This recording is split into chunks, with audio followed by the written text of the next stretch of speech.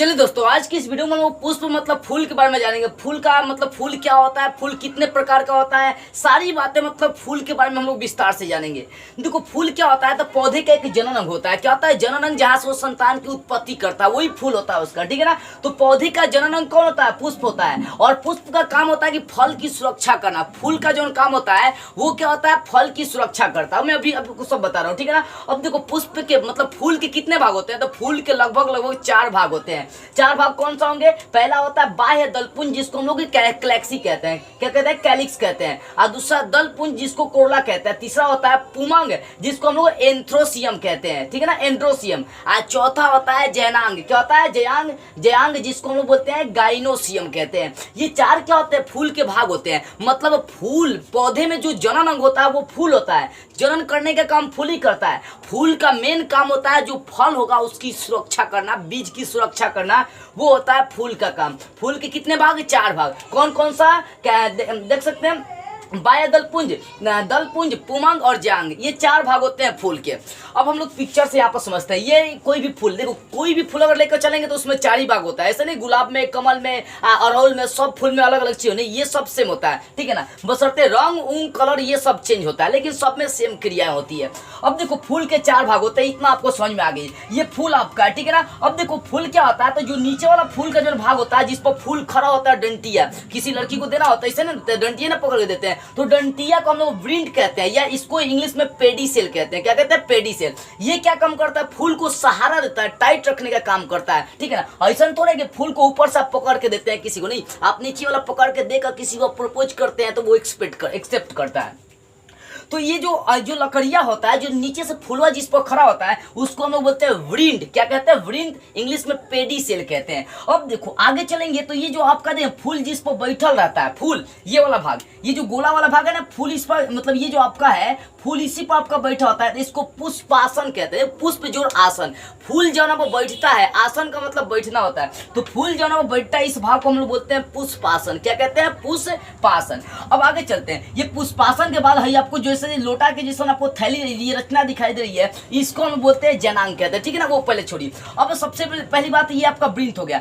हई जो होता है ना, देखिए कोई भी फूल होता है ना, तो ये पुष्पासन से नीचे नीचे हरियर हरियर पत्तियां क्या होता है? लटकल होता है एकदम। क्या होता है? पटिया जो होता है ना, ये हरियर ये सब नीचे लटकल रहता है, तो यही जो पत्तियां होता है ना, इसी को हम बोलते हैं बाह्य दलपुंज। फूल को बाहर से सुरक्षा देने का काम, अगर फूल उसके अंदर है तो उसको हरा हरा पत्ता क्या शुरू में देखिए घेरे रहता है, तो वो क्या करता है? फूल को सुरक्षा देने का काम करता है। कौन? बाह्य दलपुंज।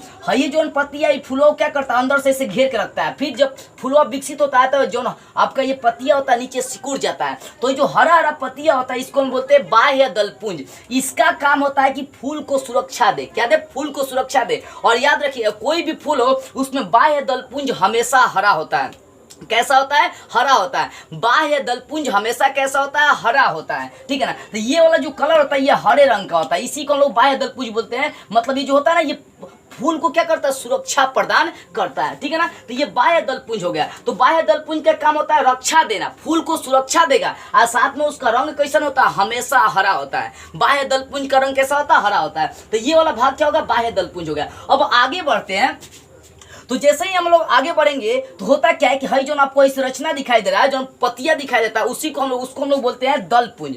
जो पत्ती होता है ना, मतलब फूलवा जो होता है, फूलवा हम लोग किसको सूंघते हैं? उसका पत्तियां नोच सूंघते हैं, तो एगो पत्तिया को पेटल कहते हैं। क्या कहते हैं? पेटल कहते हैं, पेटल कहते हैं। तो बहुत सारा पत्तियां मिलकर ही दलपुंज बनाती है। जो फूल होता है, फूल में जो पत्तियां होता है उसको दलपुंज कहते हैं। तो हई आपका क्या है? सब पत्ती है, तो इसी को हम लोग बोलेंगे दलपुंज। ये दलपुंज क्या होता है? तो दलपुंज पत्तियां होता है, पत्ती को ही हम लोग क्या कहते हैं? दलपुंज कहते हैं। ये रंग बिरंगी हो सकता है, और रंग बताने का काम कौन करता है? दलपुंज करता है। मान लो गुलाब देखे लाल हो गया, और कोई फूल देखे पीला हो गया, मतलब क्या ना, रंग बताने का काम कौन करेगा? दलपुंज करता है। दलपुंज का ही काम होता है। वो क्या होगा? पत्ती होता है, साथ में रंग बिरंगी होता है, किसी भी रंग का हो सकता है, और ये सुगंध बताने का भी काम कौन करता है? दलपुंज करता है। हम लोग क्या करते हैं? डंटी नोच कर नहीं, जो भी फूल लेकर चलते हैं उसका पत्तियां नोच लेंगे, सूंघने का काम करते हैं ना। पत्ती से हम लोग क्या करते हैं? सुगंध महसूस करते हैं कि फूल का कितना अच्छा सुगंध है। और उसके बाद एक पत्ती, अगर मान लो कि एगो पत्तियां नोच लिए फूल से, तो उस पत्ती को हम लोग पेटल कहते हैं। एक पत्ती को क्या कहेंगे? पेटल। क्या कहेंगे? पेटल। तो समझ में आ रही बुआ। तो पहले बाह्य दलपुंज का मतलब होता है वो हरा होगा, वो फूल को सुरक्षा देता है, वो हरे रंग का होता है। और उसके बाद जो पत्तियां होता है उसी को हम लोग दलपुंज कहते हैं। एक पत्ती को हम लोग पेटल कहते हैं। ये रंग बिरंगी होता है, सुगंध बताने का काम हइये वाला पत्ती आपका करता है, इसे जो घींचे है, ठीक है ना। तो ये दो भाग हो गया आपका, कौन कौन सा, बाह्य दलपुंज और दलपुंज। अब तीसरा हम लोग बात करते हैं पुमंग। हई जो डंटिया आपका इसे निकल है ना, हर फूल में होता है, देखिए फूल के बीच से आपका डंटी निकल रहता है। तो जो डंटिया होता है उसको हम लोग क्या कहते हैं, पुमंग कहते हैं। ये पुमंग, यहाँ साइड में मैं एक डंटी उठा लिया हूं, इस भाग को हम लोग पूरे भाग को क्या कहेंगे, पुमंग कहेंगे। क्या कहेंगे, पुमंग। क्या कहेंगे, पुमंग। अब देखो ये पुमंग में, पुमंग के भी तीन भाग होते हैं। पुमंग के कितने भाग होते हैं, तीन भाग। पुमंग को हम लोग कहते हैं एंड्रोसियम, इंग्लिश में कहते हैं। एंड्रोसियम के तीन भाग, कौन कौन सा, हई जो डंटी इस तरह आपको लंबा दिखाई दे इसको पुंकेसर कहते हैं। आगे जो थैली जैसा रचना दिखाई दे रहा है इसको परागकोश कहते हैं। इसके अंदर जो बहुत छोटी छोटी रचनाएं पाई जाती है उसको हम लोग परागकण कहते हैं। यानी परागकोश के अंदर परागकण पाए जाते हैं। पूछ सकता है क्वेश्चन कि परागकोश में क्या पाया जाता है, तो परागकण पाए जाते हैं। तो देख सकते हैं पुमंग क्या होता है, तो फूल का नर भाग होता है। नर का मतलब सोचते हैं पुरुष, इससे स्पर्म निकलेगा। यानी जो फूल का पूछेगा पुष्प का नर भाग क्या होता है, तो पुमंग होता है। और वही पुष्प का मादा भाग क्या होता है, तो जयांग होता है। क्या होता है, जयांग होता है। हई जो लोटवा जिस रचना आपको दिखाई दे रहा है ये जयांग है, मतलब ये स्त्री भाग हो गया। हई जो डंटी है ये पुरुष भाग है, यानी ये स्त्री हो गया, ये पुरुष हो गया। दोनों मिलेंगे तो निषेचन भाई करते हैं, बच्चा बनाने का काम करते हैं, ठीक है ना। तो हम लोग जानेंगे कैसे इसमें भी निषेचन होता है, कैसे दोनों सब सुहागात में आता है, सब अपने में, ये भी जान लेंगे हम लोग।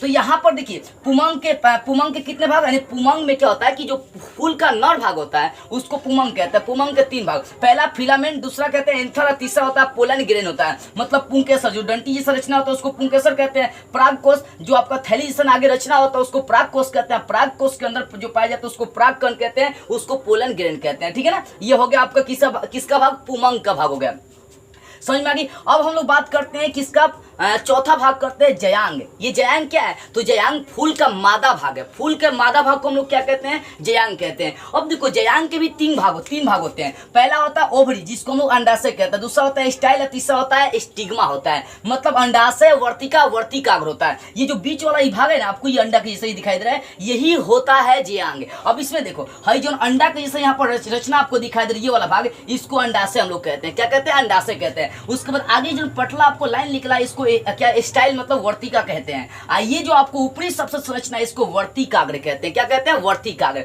देखो हई वाला संरचना वर्तिकाग्र, इसमें आपको परागकण पाए जाते हैं। तो परागकण और वर्तिकाग्र, यानी परागकण का वर्तिकाग्र तक पहुंचने की क्रिया को हम लोग परागन कहते हैं। क्या कहते हैं, परागन। तो परागन है निषेचन। तो परागन यहाँ पहुंचेगा तो परागन जैसे ही नीचे गिरेगा तो उसे हम लोग निषेचन कहते हैं। क्या कहते हैं, निषेचन कहते हैं। तो परागन निषेचन हम लोग अगले वीडियो में पढ़ेंगे, बशर्ते इसमें फूल का जो विस्तार से जानकारी है वो हम लोग ग्रहण कर चुके हैं। देखिए तो हम लोग क्या जानते हैं, मादा मतलब फूल का जो मादा भाग होता है उसको जयांग कहते हैं। इसके तीन भाग, अंडाशय, वर्तिका, वर्तिकाग्र, यानी ओवरी, स्टाइल, स्टिग्मा। तो समझ में, हई जो नीचे वाला भाग है जो लोटा के जैसा दिखाई दे रहा है, इसको हम लोग क्या बोलेंगे, इसको बोलते हैं अंडाशय। इसके भाग है जो लंबा निकला है इसको वर्तिका बोलते हैं, और इसके ऊपरी जो भाग है उसको वर्तिकाग्र कहते हैं। तो इस तरह से पुष्प के चारों भाग आपको क्लियर हो गए। पहले एक बार और समझिए ध्यान से। देखो पुष्प क्या होता है, तो पौधे का एक जनन भाग होता है, इसका काम होता है फल को सुरक्षा देना। उसके बाद फूल के कितने भाग होते हैं, चार भाग होते हैं। बाह्य दलपुंज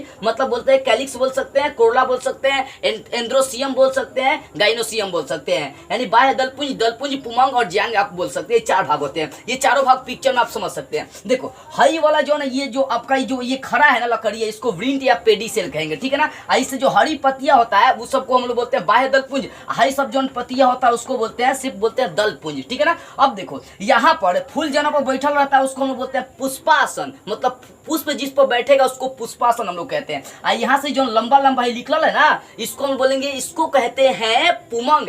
है जो लोटवा के जिसने पूरा रचना है इसको बोलते हैं हम लोग, इसको कहते हैं जयांग, ठीक है ना। अब पुमंग के कितने भाग होते हैं, पुमंग के तीन भाग, पुंकेसर, परागकोश और परागकण। है जो डंटी के जैसा रचना है ये लंबा, इसको पुंकेसर, ये आगे थैली जैसा परागकोश, इसमें जो कण पाए जाते हैं उसको परागकण कहते हैं। आगे जयांग के भी कितने भाग होते हैं, चार भाग।